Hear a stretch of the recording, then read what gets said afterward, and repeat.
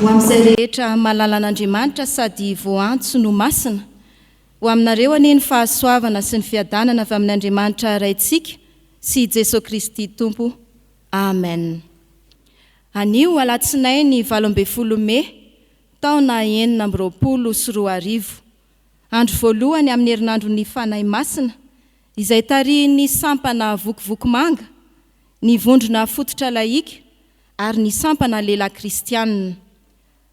Akatsika ny lohahevitra ny manao hoe miasa ny fanahy masina, manohitra ny nofo izy, araka ny Galatiana 5:5, ny 17 ka hatramin'ny 19.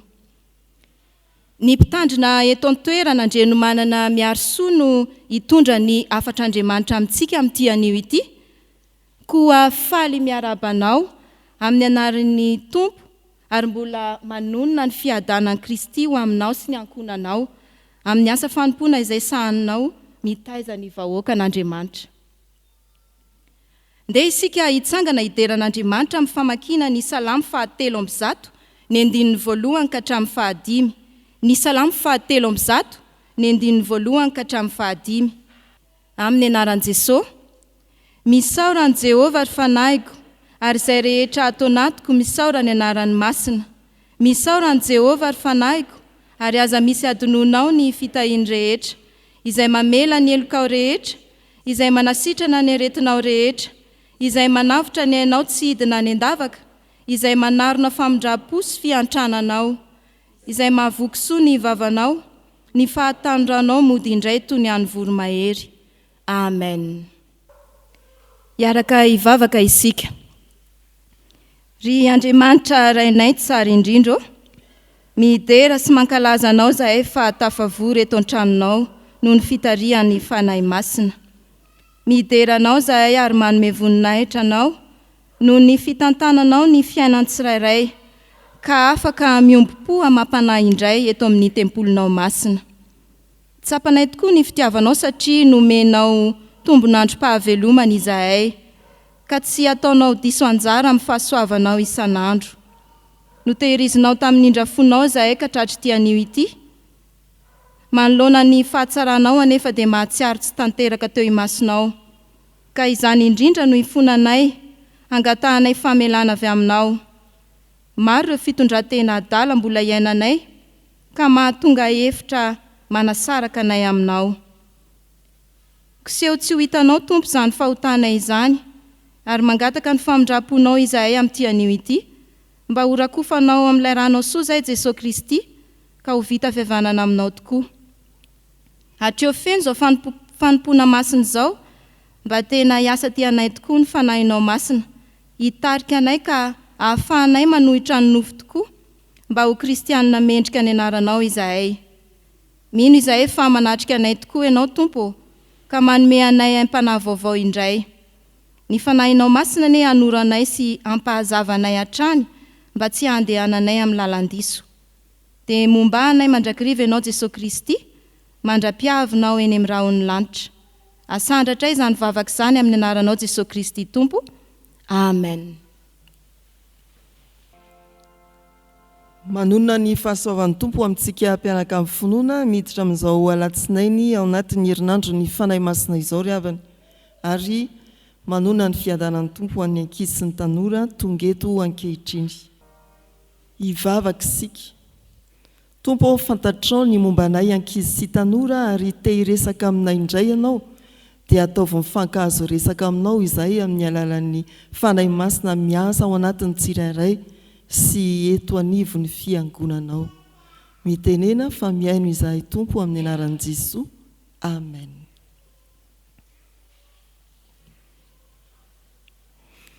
Misy karazam-borona anankiroa anontaniana raha fantatrareo, ny goaika sy ny voromailala.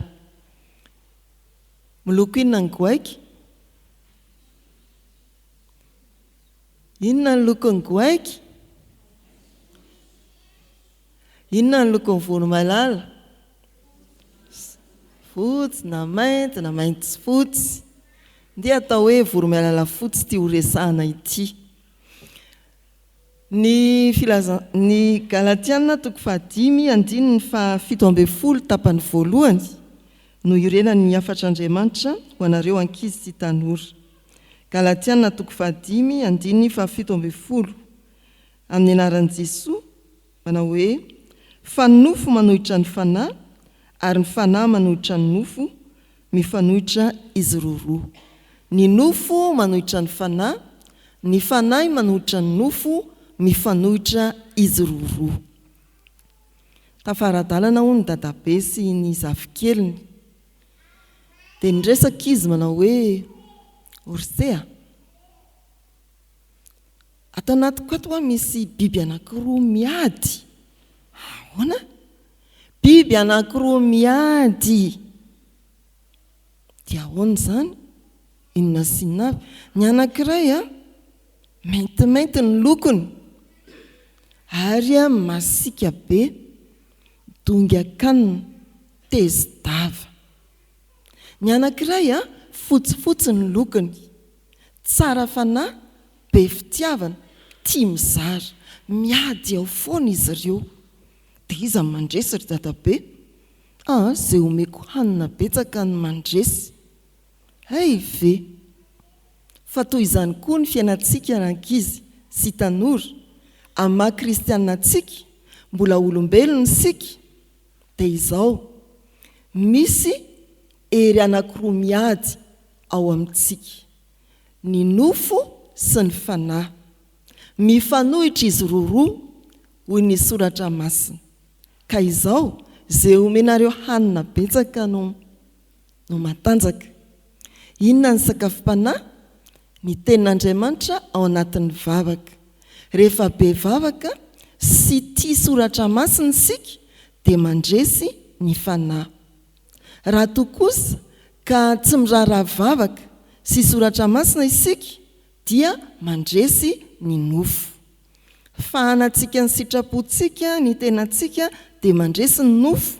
Rehefa fahanantsika ny sitrapon'Andriamanitra izany hoe ny soratra masina ny mombantsika dia mandresy ny fanahy. Zay omenao sakafo betsaka no mandresy. Inona ary ny safidinao? Hamahana ny tenanao amin'ny soratra masina ve sa hamahana ny tenanao amin'izay tianao ihany? Aza manao hoe izay tiako ihany io, fandeha anaiky mba hahabe vo, hanabe ny fanahy masina ao anatintsika amin'izao herinandro ny fanahy masina izao. Vontosy tenin'Andriamanitra sy vavaka ny fiainantsika. Amen. Hivavaka isika. Tompo mampianatra anay ny soratra masina teo fa ny nofo manohitra ny fanahy ary ny fanahy manohitra ny nofo dia mifanohitra izy roa.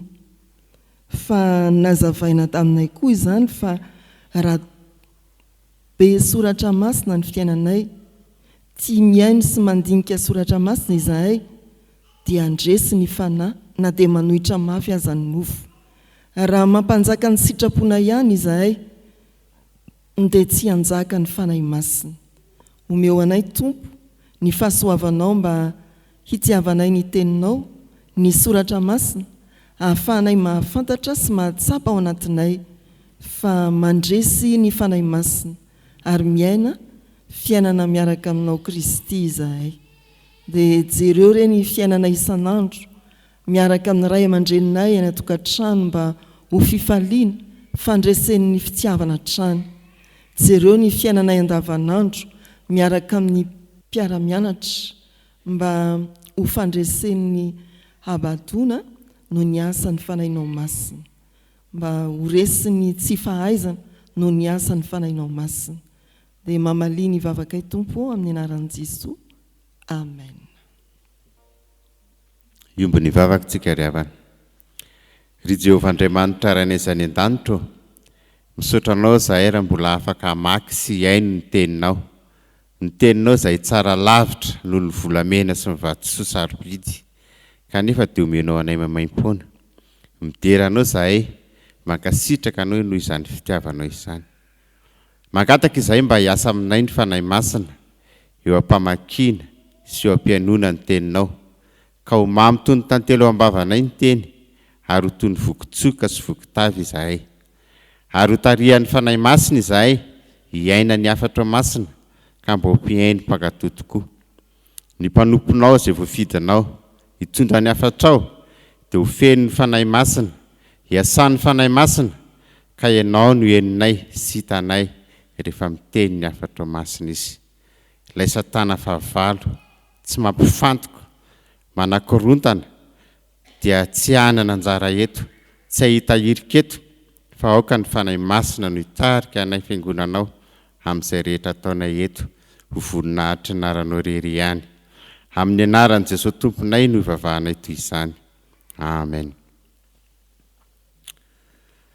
Hiaraka maky sy hainy ny soratra masina isika ao amin'ny fanenkena taloha, bokin'ny Nomery toko 120, andininy 720 ka hatramin'ny 720. Nomery toko 120, andininy 720 ka hatramin'ny 720. Rehefa hita dia hovakiana amin'ny anaran'ny Tompo. Dia nivoaka Mosesy ka nilaza ny tenin'i Jehovah tamin'ny olona. Dia nanangona 70 lahy tamin'ny olon'ny firenena izy ka nampitoetra azy manodidina ny tranolay. Ary nidina teo amin'ny rahony Jehovah ka niteny taminy, dia nangalany ny fanahy izay tao Mosesy ka napetrany tao amin'ny olona 70 lahy. Ary raha mbola nitoetra teo amin'ny fanahy dia naminany izy, nefa tsy nanao intsony. Fa nisy roa lahy nijanona teo an-topy, Elidada no anarany anankiray, ary Medada no anarany anankiray. Ary ny fanahy nitoetra tao aminy, ary isan'izay voasoratra izy roa lahy, nefa tsy mba nakeo amin'ny tranolay. Dia naminany teo an-topy izy roa lahy. Ary nisy zatovo ny azakazaka nilaza tamin'i Mosesy ka nanao hoe Elidada sy Medada maminany etsy an-topy.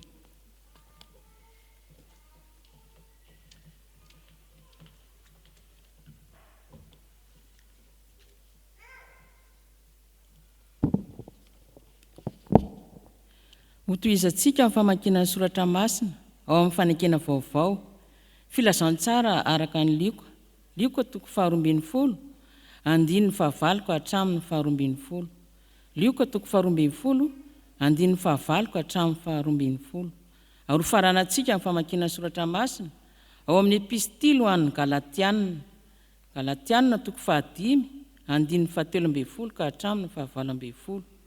Galatiana toko 5, andininy 17 ka hatramin'ny 19. Rehefa hita dia hovakiana amin'ny anaran'ny Tompo.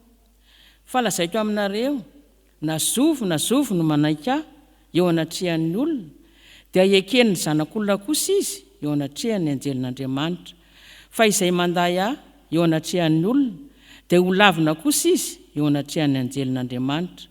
Fa na zovo no hanao tena hanohitra ny zanak'olona, dia ahazo famelan-keloka. Fa izay miteny ratsy ny fanahy masina dia tsy mba hahazo famelan-keloka. Ary raha mitondra anareo ho amin'ny sinagoga sy ny mpanapaka ary ny manam-pahefana izy, dia aza manahy izay havalinareo na izay holazainareo, fa ny fanahy masina no ampianatrareo amin'izany ora izany izay mety holazainareo. Fa efa natsoina ho amin'ny fahafahana ianareo rahalahy, kanefa aoka tsy hoentinareo anaraka ny nofo izany fahafahana izany, fa mifanompo amin'ny fitiavana. Fa tanteraka amin'ny teny iray ihany ny lalàna rehetra, dia izao: tiavana na manao tahaka ny tenanao. Fa raha mifandramatra sy mifampihinana ianareo, tandreo fandrao mifandringana.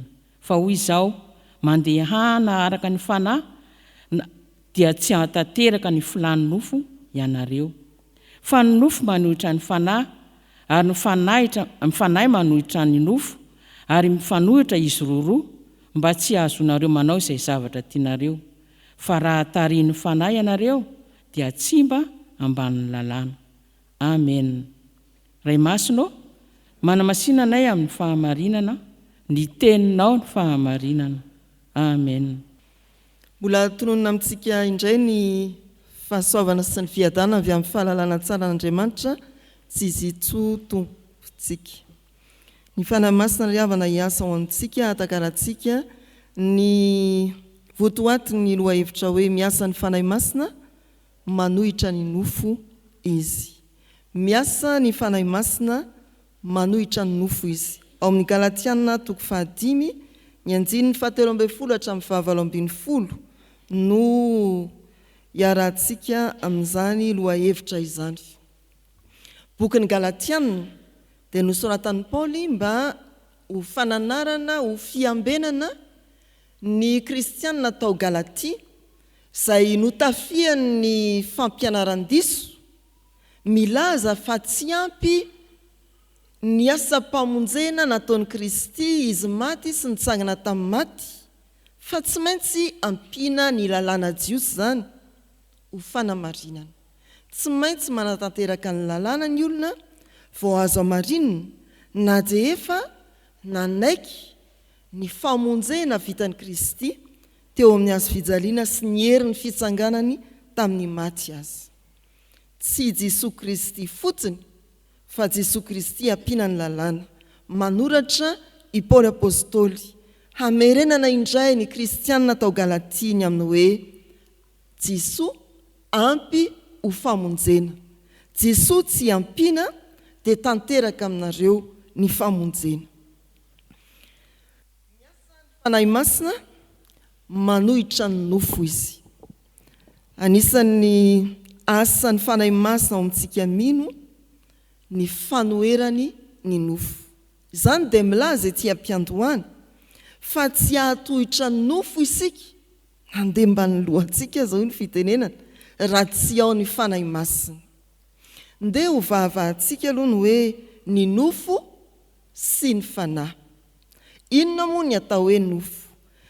Atao amin'ny fampianarany Paoly apôstôly, ny nofo dia tsy milaza n'ilay nofo amandraha marary ratsingona mandeha rara voadidy ilay mandrafitra ny bika manendritsika olombelona, fa amin'ny Paoly apôstôly ny nofo dia ilay hery misarika anohitra ny sitrapon'Andriamanitra. Ilay hery mbola manandevo ny zanak'olombelona amin'ny fahotana mitondra azy ho amin'ny fahalovana. Ny fanahy kosa dia ilay hery manisy tsimoka vaovao, fisainana vaovao, fomba fiaina vaovao ao amin'ny olombelona. Mitarika azy hieritreritra sy hitsaintsaina ny sitrapon'Andriamanitra ka hanatanteraka ny sitrapon'Andriamanitra. Io no ambaran'ny soratra masineto raha ny 7:10 ny entana teo amin'ny ankizy sy ny tanora. Misy fifanoherana ny nofo izay misarika ho amin'ny fanatanterahana ny fahotana, ny sitrapon'ny tena ihany, ary ny fanahy izay misintona ho amin'ny fiainam-pahamasinana. Mifanohitra ao anatintsika ireo anankiroa ireo, ao anatin'ny fiangonana, ao anatin'ny kristianina tao Galatia, ao anatin'ny kristianina manatriketo ankehitriny. Izay ilay nofo misarika ho amin'ny fahotana, ny fanahy misintona ho amin'ny fahamasinana. Mba azahoany ny mpamaky ny hevitry Paoly dia nasia ny fanazavana fanampiny ery amin'ny 9:20 hatramin'ny 1:20 milaza ny vokatry ny asan'ny nofo, izany hoe ilay fisontonana andany sitrapon'Andriamanitra, sy ny vokatry ny fanahy ilay fisontonana ho amin'ny fiainam-pahamasinana.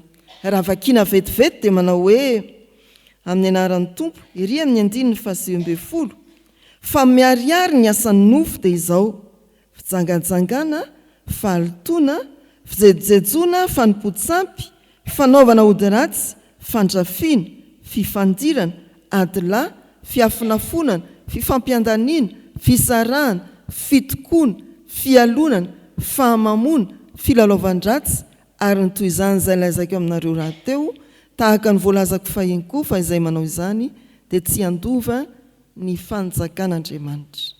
Ireo no asan'ny nofo. Fa ny asan'ny fanahy kosa eo amin'ny 2:20 sy 7:20 Ny vokatry ny fanahy kosa dia fitiavana, fifaliana, fiadanana, faharipo, famoram-panahy, fanaovan-tsoa, fahamarinana, fahalemem-panahy, fanonam-po, tsy misy lalàna manohitra izany.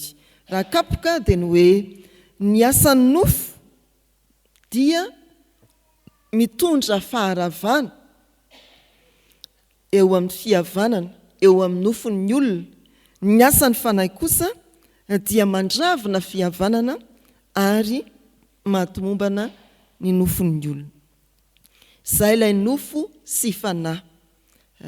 Averina indray azavazava amintsika ho tadidy tsara dia ny hoe ny nofo lazainy eto dia ilay misarika ho amin'ny tsy fankatoavana ny sitrapon'Andriamanitra, fiainana feno fahotana. Ny fanahy kosa dia ilay mitaona ho amin'ny fiainana feno fahamasinana, fankatoavana an'Andriamanitra. Ahoana ary zany hoe ny fanahy masina dia miasa manohitra ny nofo. Ny adiny fanahy masina amin'ny nofo na ny fanoherany fanahy masina ny nofo dia hitantsika mazavazava kokoa ao amin'ny Romanina 7:7 hatramin'ny 9:20. Avadio anie ny Baiboly ny ampelantanantsika.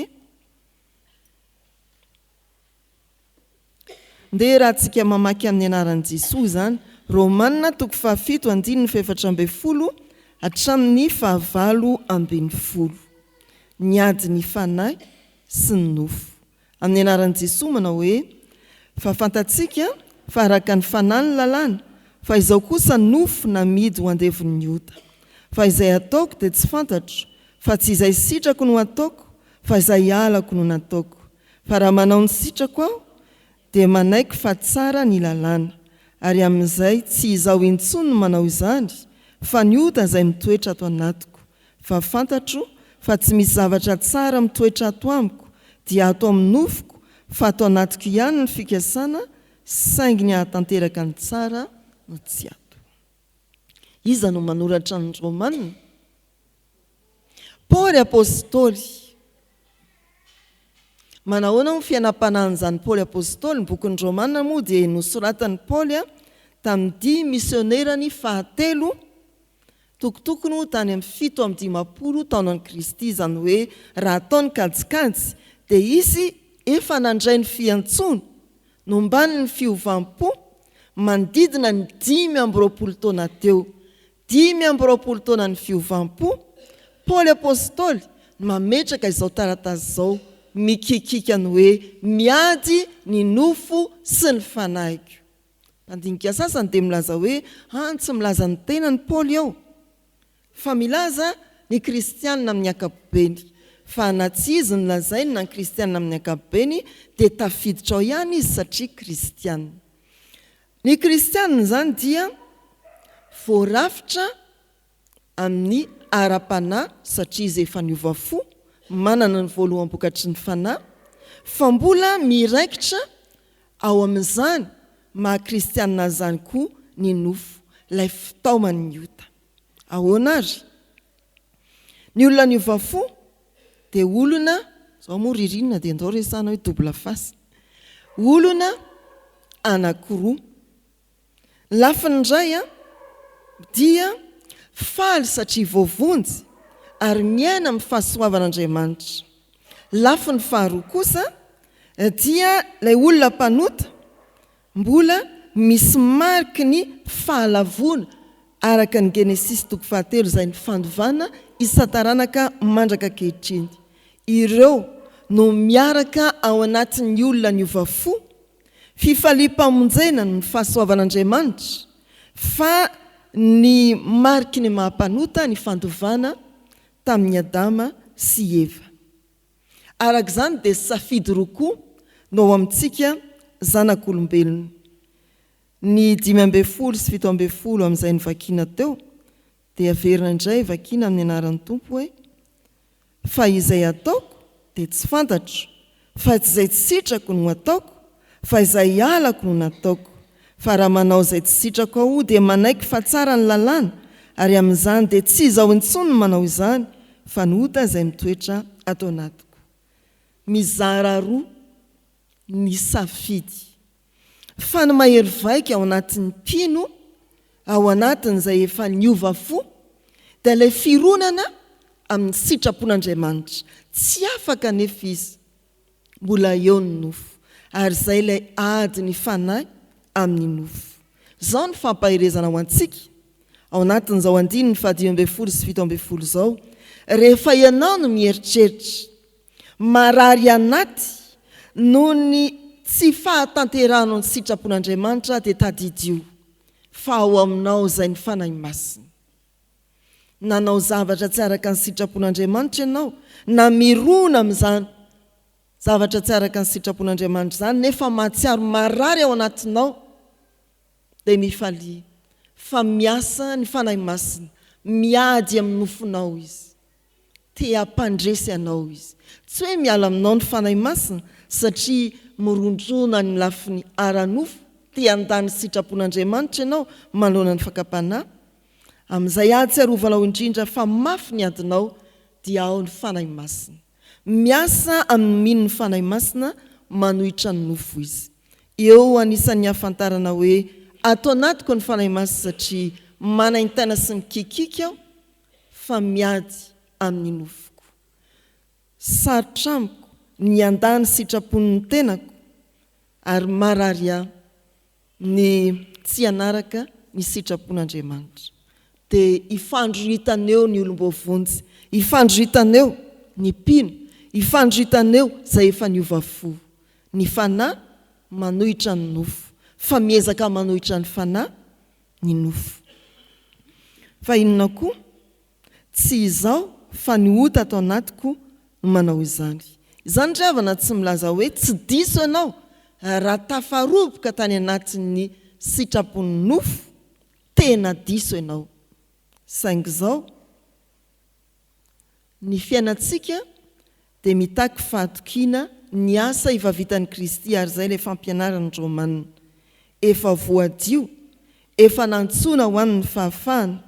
Ery amin'ny 7:15 dia milaza ny vahaolana momba an'izany Paoly apôstôly. Hoy izy amin'ny anaran'i Jesosy, misaotra an'Andriamanitra ho amin'ny alalan'i Jesosy Kristy tompontsika, koa raha ny amiko dia mankatony ny lalàn'Andriamanitra aho amin'ny saiko fa ny lalàn'ny ota kosa amin'ny nofoko. Averina indray, tsy manala ny fahadisoantsika ny mety nironantsika tamin'ny nofo, fa ny soratra masina kosa dia manome toky fa efa voavonjy isika, efa niady ho antsika Andriamanitra ary nametraka ny voaloham-pokatry ny fanahy mampatoky ny famelan-keloka. Aoriana io 7:15 io dia ny 7:20 manao hoe amin'ny anaran'ny Tompo fakio hoe azafady, ary amin'izany dia tsy misy fanameloana ho an'izay ao amin'ny Kristy Jesosy. Nandresy eo ny fahasoavan'Andriamanitra ho an'ny olom-bovonjy, niady ny fanahy masina ary manome toky fa tsy misy fanameloana ho an'izay ao amin'ny Kristy Jesosy. Diso ianao saingy mitoetra ho anao manan-kery ho antsika ny famelan-keloka. Izay ry havana ny ady ny fanahy sy ny nofo. Misy zavatra mampikikika azy izay niova fo, ianao efa resy lahatry ny filazantsara, vokatry ny asan'ny fanahy masina izany, miady amin'ny nofo izy. Te hampandresy ny sitrapon'Andriamanitra manoloana ny fakapanahy izy. Matoki fa raha marary ianao satria miatrika fakapanahy dia ao izay ny fanahy masina, te hampandresy ianao, te hanome toky ianao. Fa iverenantsika ilay Galatiana 5:5 teo ao anatin'ny perikopantsika. Misy filazana ao manao hoe mandihana araka ny fanahy dia ahoana izy? Inona indray ny hevitra izay? Mila zavaina ve izany sa azonareo tsara? Azavazavao misimisy hoe ry pastera, mandehana araka ny fanahy dia tsy hahatanteraka ny filan'ny nofo ianareo. Mandehana araka ny fanahy, izany hoe tsy mankamamy ny filan'ny nofo intsony. tsy hahatanteraka ny filan'ny nofo ianareo, tsy handeha araka ny nofo, izany hoe tsy baikony tsy fankatoavana ianareo. Misy andreto andin-tsoratra masindreto ryavana izay afaka anampy antsika anazavana io soratra masina io. Ny Galatiana 5:1 dia hoy ny soratra masina amin'ny anaran'ny Tompo. Ho amin'ny fahafahana no nanafahany Kristy antsika ka toa moera tsara fa aza mety azon'ny zioga ny fanandevozana intsony. Ny fanahy masina dia mampatsiahy antsika fa efa nantsoina tamin'ny fahafahana isika. Tsy mandeha araka ny nofo na andevozon'ny nofo intsony, manandevo ny ota, manandevo ny tsy fanarana ny sitrapon'Andriamanitra, fa efa nomena ny fahafahana isika. Efa voavony isika, efa ao ny fanahy masina. Dia zava-dehibe ny fibaikona, izay tsy mora ny mpanatanterahana azy, mandehana araka ny fanahy. Miady ny fanasin'ny nofo, ampirisihany isika andeha araka ny fanahy. Ahoana ary zany? Ndeha ao amin'ny Titos 2:12 sy ny 2:12 sika riavana. Titos zany ao aorianan'ny Timoty 2. Titos 2:12 sy ny 2:12. Hoy ny soratra masina amin'ny anaran'ny Tompo. Fa efa niseho ny fahasoavan'Andriamanitra izay famonjena ny olona rehetra, mampianatra antsika handa izay toe-panahy tsy araka an'Andriamanitra sy ny filan'izao tontolo izao, ary ho velona amin'ny onony sy ny marina ary ny toe-panahy araka an'Andriamanitra amin'izao fiainana ankehitriny izao. Inona ny asan'ny fanahy masina? Amin'ny fahasoavan'Andriamanitra dia ahoana ho izy? Tsy hoe manome fahafahana anao izay tiana ny fahasoavan'Andriamanitra, fa mampianatra antsika handa izay rehetra tsy araka ny sitrapon'Andriamanitra. Ndrao diso hevitra isika na diso fandray ny soratra masina, raha miteny ny soratra masina hoe nomena ny fahafahana mandihana araka ny fanahy, dia midika izany fa ny fahasoavana avy amin'ny fanahy masina dia mampianatra anao handa izay rehetra mety ho ota ary velona amin'ny onony. Ahatanteraka ny asan'ny fanahy masina, ny sitrapon'Andriamanitra, handa ny tsy fankatoavana. Riavana malala rehetra amin'ny Tompo, mandehana araka ny fanahy, manomboka eo amin'ny fotoana izay ialantsika amin'ny hoe aza ny lalàna sy ny lalàna no ampianaran'ny Tompo antsika. Tsy no hoe aza ny mamaiky, fa ndao aloha hianatra mandeha araka ny fanahy, ndao hianatra ny sitrapon'Andriamanitra. Ianara io ary mandehana araka ny fanahy dia ho tanteraka ao mora foana. Ato mantsy ny Galatiana dia hoe ampiana ny lalàna, izay no ampianarin'ny Paoly. Tsy ampiana ny lalàna ka ampy Jesoa. Ilay fahasoavan'i Jesoa amin'ny alalan'ny fanahy masina hibaikona antsika mba handehanana, mandehana araka ny fanahy, dia mampianatra antsika hoe izao re no ataovy, manampy antsika hiady amin'ny nofo mba hatanteraka ny sitrapon'Andriamanitra. Miady amin'ny nofo ny fanahy masina, mampianatra antsika handa izay rehetra mety ho ota izy, ary manampy antsika toy ny herim-pahasoavan'Andriamanitra hankatoa ny sitrapon'Andriamanitra. Ety ampamaranana riavana dia tsarovy tsara fa tsy zavatra mora akory no hiantsona antsika kristianina resy lahatra, asaina miady amin'ny tenantsika isika. Fa tsarovy indrindra koa tsy vitantsika ny miady amin'ny tenantsika raha tsy ao ny fanahy masina. Asaina manda ny tenantsika isika, tsy vitantsika izany raha tsy manaiky an'i Kristy isika ary andray ny fanahy masina. Eto no hanafarana antsika ety ampamaranana.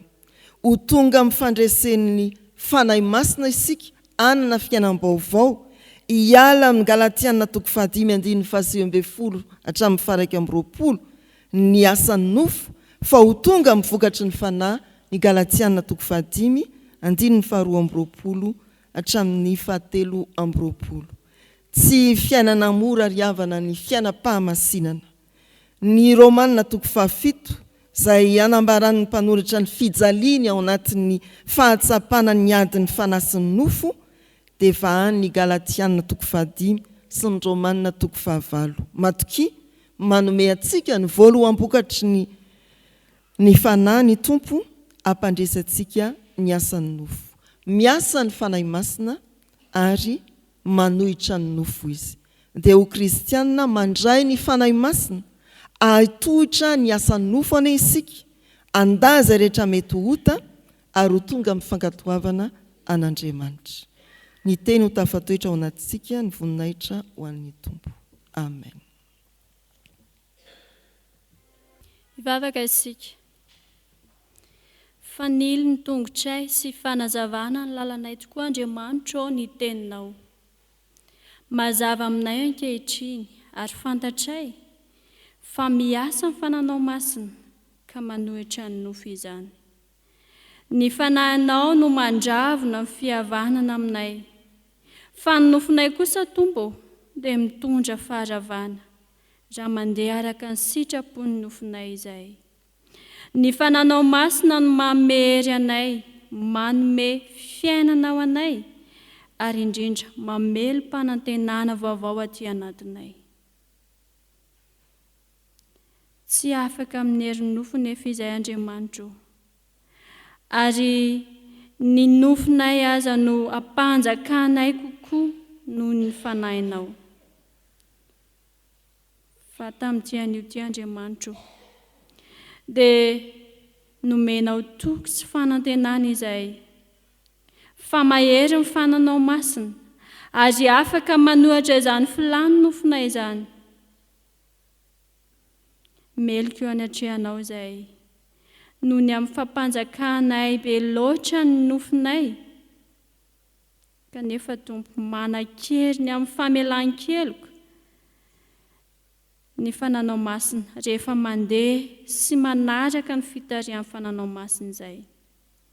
Nomenao fahafana izay tompo tamin'ny alalan'i Jesosy Kristy, ary afaka mandresy izany asan'ny nofo izany sy ny filany. Satria Jesosy Kristy izay nomenao anay dia efa nanome ny fanahy masina ihany koa. Andriamanitra, amin'izao famakivakinay ny herinandro ny fanahy masina, izay fotoana hiomananay, ahatsiarovanay ilay andro nanomezanao ny fananao masina tamin'ireo mpianatrao fahizay ihany koa. Dia mangataka hatrany izay, ary mitalao aminao Andriamanitra.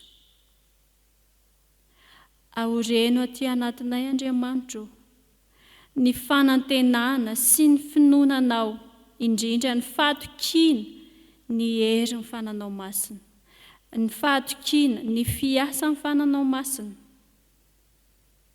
mba ahatanjaka ny fanahy aty anatinay, ampahery ny fanahy aty anatinay, ahafahanay mandrakariva manao ny sitraponao Andriamanitra, ka tsy ho andevony ny ota, tsy ho andevony ny fahotana sy ireo filana maro samihafa intsony. Hanome vahana ary indrindra hanome toerana ny fiasa ny fananao masina izay. Fatario ihany koa izay tompo, indrindra ny kristianina rehetra eto amin'izao fiangonana izao, mba hatsiaro izao fiomonam-bavaka amin'ny herinandro ny fanahy masina izao, ka iray fo, iray fanahy tahaka an'ireo mpianatra ao fahizay, ny alohany nanomezanao azy ireo ny fananao masina, satria ny iray saina, ny iray fo izy ireo nandinika ny teninao, ary nianatra ny teninao, niombona tao anatin'ny faharetana tamin'ny mivavaka. Izany ihany koa Andriamanitra no irinay ho aminay tsiraray avy izao sy ireo kristianina maro namanay eto anivon'izao fiangonana izao, mba hanao zava-dehibe izany firaisaam-po sy firaisan-tsaina, fiombonam-panahy amin'ny faharetanao aminao Andriamanitra izany. fa raha ny fananao masina tompo no miasa aminay dia matanjaka izahay, mahery izahay ary afaka mandresy ny asany maizina sy ny filan'izao tontolo izao. Tomponay io, apetraka eo an-tananao ary ny fiainanay tsirairay avy izao. Ianao miaraka amin'ilay fananao masina, ilay mandresy sy manan-kery hiaraka aminay hatrany. Mba ho mpandresy tahaka anao tokoa izahay ary afaka nohatra hatrany ny filany nofo. Izany ihany koa Andriamanitra no angatanay ho an'ireo mpiara-monina aminay, mpiara-belona aminay, manodidina anay, ny mpiray tanàna aminay, ny mpiara-manompo aminay. Mba ho samy mpandresy ao aminao anie izahay. Tomponay malalo, handeha ity herinandro vaovao ity izahay. Entinay eo anatrehanao izany. Ka naiza tompo toerana alehanay, na any amin'ny toeram-piasanay izany, na any amin'ny toeram-pianarana, eny any amin'izay toerana andranao anay sy alehanay anatanteranay ny asa manandraikitra izay nomenao anay. Dia ampatsiahiva aminay hatrany Andriamanitra, fa efa nomenao anay anie ny fananao masina, efa napetraka ao aty anatinay ny fananao masina, afahanay miady ho an'ny nofinay. Dia io koa Tompo, ireo mpanomponao tsirairay avy, izay tsy mba afaka namonjy izao fiombonam-bavaka ny alatsinainy hariva izao. Ampahafantarina azy ireny fa miasa amin'ny olonao rehetra ny fananao masina, ary indrindra afaka mampandresy ny olonao. Dia izany fananao masina izany ihany koa Tompo, hiasa amin'izao taninay izao, hiasa amin'izao firenena izao sy ny vahoaka rehetra ao anatiny. Mba olom-baovao ho ao aminao ity vahoaka ato anatin'ny firenena ity. Izany Andriamanitra no vavaka sandratray, ary atambatray amin'ilay vavaka efa nampianarinao manao hoe: Rainay izay ny an-danitra, masinina anie ny anaranao, ho tonga anie ny fanjakanao, atao anie ny sitraponao ety an-tantaka ny an-danitra. Miany any nasaza anay, ary mamelany elokay tahaka namelanay sy meloka taminay. Aza mitondra ny afaka-panahy, manafany amin'ny ratsy, hanao ny fanjakana sy ny hery. Amen. Ny olona nandray ny fanahy masina ry havana dia samy joro vavolombelona, ho fanamafisana ny finoantsika ary dia hitsangana isika hanonona ny fanekem-pinoana laharana voalohany. Mino an'Andriamanitra ray tsy toa aho, mpanao ny lanitra sy ny tany. Mino an'i Jesosy Kristy zanan'ilay tokana tompontsika, izay nitorotoronina tamin'ny fanahy masina, nateraka Maria Virjiny, nijala nanapaka Pontius Pilato, nombona tamin'ny hazo fijaliana, maty ka nalevina, nidina tany amin'ny fiainantsita, nitsangana tamin'ny maty tamin'ny andro fahatelo, niakatra ho any an-danitra, mipetraka eo ankavanan'Andriamanitra ray tsy toa. Avy any no hiavy ny tsara ny velona sy ny maty. Mino ny fanahy masina aho, ny fiangonana masina manerana izao tontolo izao, ny fiombonan'ny olona masina, ny famelan-keloka, ny fitsangana ny tena amin'ny maty, ary ny fiainana mandrakizay. Amen. Raisoa amin'ny fatokiana ho tanteraka aminareo ny tsodrano tononona amin'ny anaran'ny Tompo. Ary Jesosy Kristy tompontsika sy Andriamanitra raintsika, izay efa tiantsika ka nanome antsika fampinoana mandrakizay sy fanantenana tsara amin'ny fahasoavana, no ampionona ny fonareo anie sy ampahery anareo amin'ny asa sy ny teny tsara rehetra. Mandihana ny fifalian'ny tompontsika. Amen.